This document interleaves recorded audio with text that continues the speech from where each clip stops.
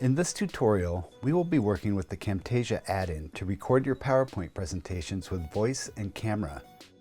First, you must access the Camtasia add-in. Click the Add-ins tab. The PowerPoint add-in toolbar is installed by default with Camtasia.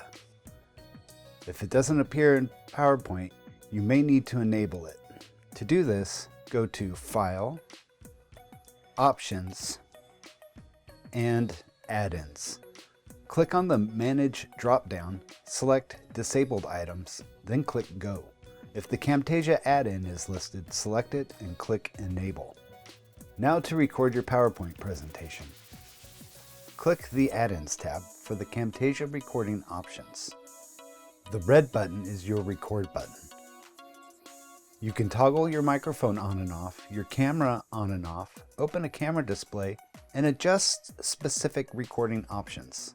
Choose your recording options and then press the record button to start your recording.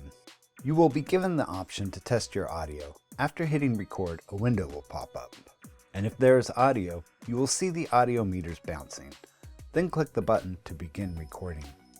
Press the escape button to end your presentation and the recording, then give the recording a name. You can choose to publish your video now, or you can edit your video in Camtasia.